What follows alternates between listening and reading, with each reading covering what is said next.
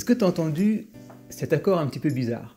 Je propose aujourd'hui qu'on voit un accord qu'on voit très peu souvent et qui est excellent pour tout ce qui est improvisation, plutôt blues jazz, impro, accompagnement, si tu joues déjà des musiques connues, des covers et que tu veux un peu enrichir les accords. Il y a un accord qui est super mais qui est un peu délaissé, qui est un peu oublié et pourtant qui a une super sonorité, c'est cet accord. Tu vois la petite tension qui crée? Eh bien, je t'explique ce que c'est cet accord et comment on l'utilise pour faire des transitions entre deux accords comme ça.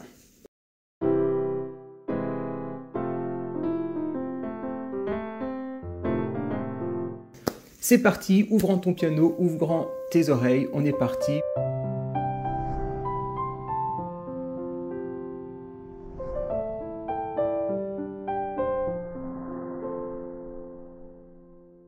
Alors le but c'est d'aller un peu plus loin. J'ai déjà fait des vidéos sur par exemple les 3 accompagnements blues ou boogie woogie.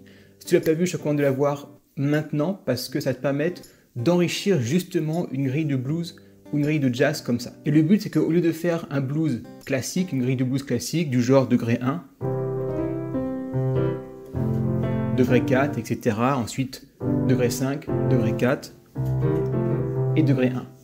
On va en fait placer des accords entre chacun de ces degrés pour faire une transition et enrichir en fait ton blues et pouvoir mettre d'autres sonorités, d'autres couleurs et texturer un peu ton blues, ok? Pour pas que tu aies juste 3 accords et que tu sois un peu piégé dans les 3 accords, mais que tu puisses, si tu veux, étendre un peu ton accompagnement ou tes improvisations. Et donc, roulement de tambour, on va pas faire durer le suspense plus longtemps. Ce petit accord, ce petit tips pour donner un peu de nuance et de subtilité, c'est l'accord de quinte augmenté. C'est-à-dire concrètement, tu joues une triade, un accord classique, donc fondamental, tierce, quinte. Et un accord de quinte augmenté, ça va tout simplement être de prendre la quinte et de l'augmenter d'un demi-ton. Et donc là, tu as un accord de Do avec une quinte augmentée.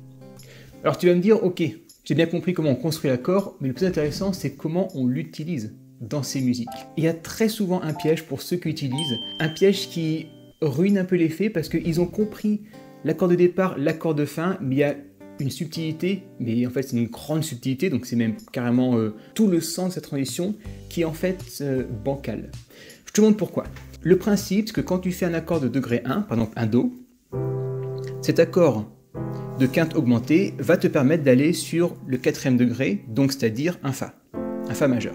Là, classiquement, si tu reprends ma vidéo sur les 3 accompagnements blues, tu verras degré 1, degré 4, donc on commence sur un Do, et ensuite on passe sur un Fa. Classique. Très souvent, les pianistes font le Fa comme ça. Et c'est là où ça ruine un peu tout l'effet, c'est là où c'est bancal. Parce qu'en fait, le but, tu vois un peu là comment on casse, là on est bien, là c'est toujours mélangé, et là, on monte un grand coup et c'est là où l'effet est cassé. Ce qu'il faut, c'est renverser cet accord de Fa. Et regarde un peu ce que ça donne sur le piano. Là, on a notre Do, quinte augmentée, et on va faire le Fa comme ça. Donc on a bien fondamental, tierce, la quinte qu'on renverse. Et là, tu vois que les notes, elles sont mélangées. Tu vois qu'elles restent sous la main. On a le Do, Do augmenté. Et là, on garde cette basse commune, le Do. On passe en fait de ça à ça. Et pourquoi ça sonne beaucoup mieux là? Parce qu'en fait les notes sont beaucoup plus proches les unes des autres. Tu vois que quand on est ici, on va simplement le Mi faire le Fa qui est juste à côté et le La bémol, on va faire un La juste à côté. Et donc,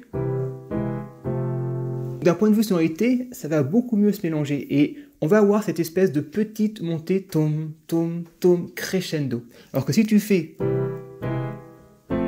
on va voir le pom, pom, paf, et là ça va éclater directement et ça va pas être joli.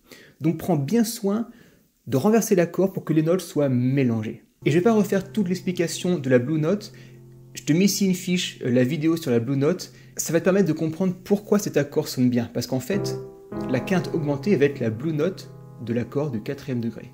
Voilà pourquoi ça sonne.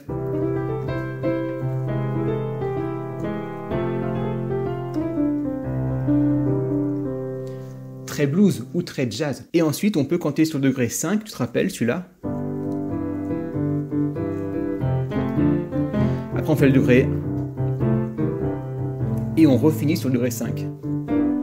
pour reprendre sur le degré 1. Eh bien, qu'est-ce qu'on voit? C'est que quand tu prends le degré 5, le sol, et que tu prends le degré 4 du sol, qu'est-ce que tu retrouves? Un do, et on reprend sur un do. Donc tu peux aussi, sur le sol,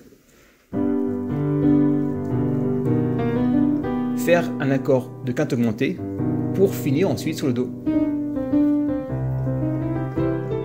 Et là, on n'a que 3 accords, mais si tu fais un accompagnement blues, jazz ou ballade ou pop, peu importe, ça marche avec tout. Quand tu as plusieurs accords, tu peux sans problème placer une petite quinte augmentée pour faire une transition sur, de préférence, le 4e degré de l'accord sur lequel tu places la quinte augmentée, mais ça peut être un autre accord. Et maintenant, ce que tu peux faire, c'est de faire une impro dessus et placer ces accords de quinte augmentée sur cette impro pour un peu la couleur que ça. Si tu ne sais pas encore improviser, comme d'habitude, tu as mes cours en ligne gratuits, ce sont des vidéos que j'ai enregistrées, tu peux les regarder quand tu veux, c'est qualitatif, c'est vraiment pour que tu fasses tes premiers pas en impro. Et une fois que tu auras vu ces vidéos en ligne, tu peux reprendre les accords que je te montre dedans, tu verras, il y a par exemple les 4 accords magiques, et bien tu peux leur prendre et essayer de placer les accords de quinte augmentée. Je te souhaite une excellente journée, et je te dis à très bientôt dans une nouvelle vidéo.